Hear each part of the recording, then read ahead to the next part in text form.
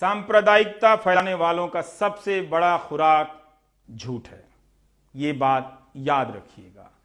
सरकारी नौकरशाही में मुसलमानों के घुसपैठ पर बड़ा खुलासा। आखिर अचानक मुसलमान आईपीएस आईएएस में कैसे बढ़ गए? सबसे कठिन परीक्षा में सबसे ज्यादा मार्क्स और सबसे ज्यादा संख्या में पास होने का क्या है राज?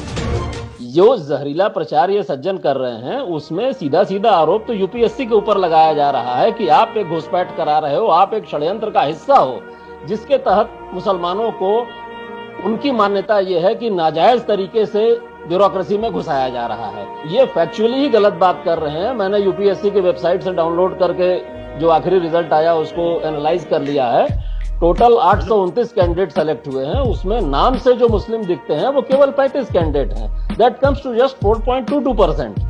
मुसलमानों का पॉपुलेशन में परसेंटेज लास्ट सेंसस में 14.2 है, तो ये तो अभी अपने पॉपुलेशन के परसेंटेज से भी तिहाई पे चल रहे हैं। सोचिए, जामिया के जिहादी अगर आपके जिलाधिकारी और हर मंत्रालय में सचिव होंगे तो क्या होगा? यहाँ तो जो बात की जा रही है उस समुदाय के बारे में बात की जा रही है जिसके बारे में सज्जन कमेटी की रिपोर्ट बहुत पहले कह चुकी है कि इनका समाज में पॉपुलेशन में इनका जो हिस्सा है वो 13.9% का हिस्सा है और ब्यूरोक्रेसी में इनकी जो मौजूदगी है वो महज 2.3%, यानी दलितों से भी नीचे इनकी स्थिति है। और ऐसे समाज के बारे में आप इस तरीके से अफवाहें फैलाते हैं। लोकतंत्र के सबसे महत्वपूर्ण स्तंभ कार्यपालिका पर कब्जे का पर्दाफाश। मतलब उसको शुरू से अगर जनता के मन में ये फैला दिया जाए कि इनका तो सिलेक्शन ही फेयर नहीं हुआ, ये तो धांधली से या किसी षड्यंत्र के तहत घुस के आ गए, तो वो गरीब आदमी अथॉरिटी कैसे बिल्ड कर पाएगा? और किसी भी रैंक पर, चाहे वो थाने के एसएचओ हो, चाहे स्टेट के डीजीपी हो। मान लीजिए 3972 आदमी का आईपीएस का काडर है, उसमें जितने भी मुस्लिम आईपीएस ऑफिसर हैं उनको छोड़ के बाकी सब दूसरे समुदाय से हैं। उनके मन में ये भाव उत्पन्न किया जा रहा है कि जो मुस्लिम ऑफिसर हैं वो एक तो धांधली से वहां पे आ गए हैं और दूसरा वो एक डिजाइन के तहत आ गए हैं कि वो आगे चल के ब्यूरोक्रेसी पे कब्जा कर लें और तुम्हारी नौकरी जो है इस तरह से तुम्हारी पोजीशन जो है वो अंडरमाइन हो जाएगी या खतरे में पड़ जाएगी। देखिए, नौकरशाही जिहाद पर हमारा महाअभियान बिंदास बोल में मेरे साथ। ये वही लोग हैं जो आजादी के पहले से इस देश के अंदर लगातार ये अफवाहें फैलाते रहे हैं, लगातार प्रोपेगेंडा करते रहे हैं कि अगर हिंदू अगर नहीं जागा तो मुसलमान जो है एक दिन इनकी संख्या इतनी ज्यादा हो जाएगी कि वो इस देश के ऊपर कब्जा कर ले जाएंगे।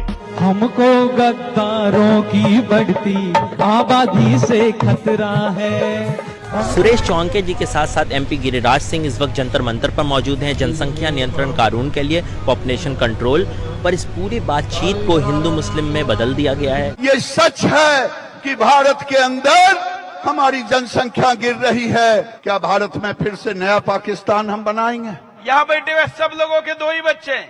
हम तो उन कठमुल्लों को रोकने के लिए आए हैं जो 4-4 बीबियां और 44 बच्चे पैदा करने के लिए आते हैं।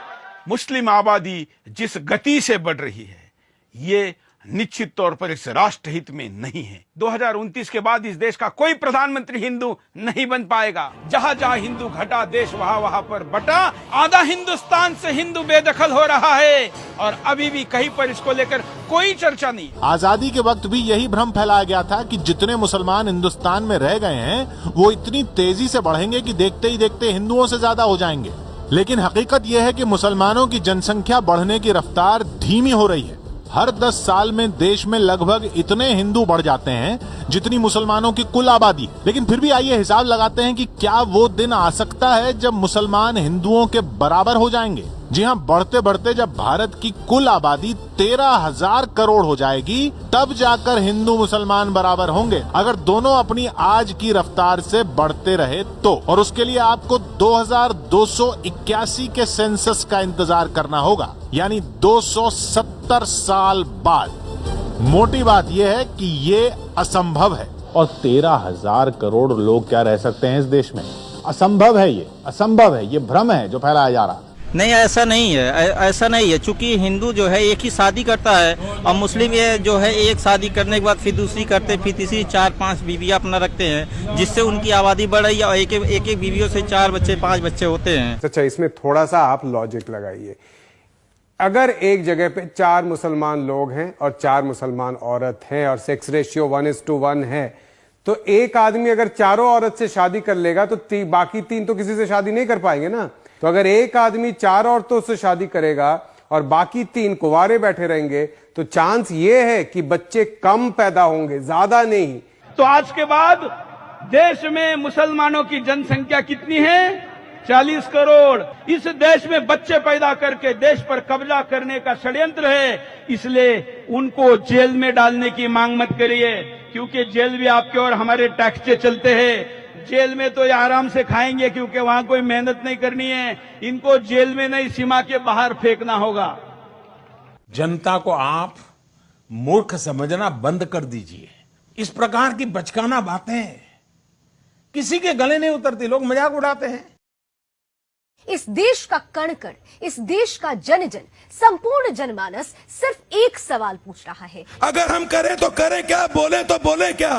फौरन इस टीवी चैनल की का जो लाइसेंस है रद्द होना चाहिए। इस आदमी के खिलाफ FIR दर्ज होनी चाहिए। इस आदमी को गिरफ्तार किया जाना चाहिए। पता है ना आप सबको? नहीं पता है, कहां पता है। लेकिन टेंशन मत लीजिए, जब तक व्हाट्सएप में गुड मॉर्निंग भेजने की सुविधा है तब तक आपको कुछ नहीं होगा, मैं गारंटी देता हूं।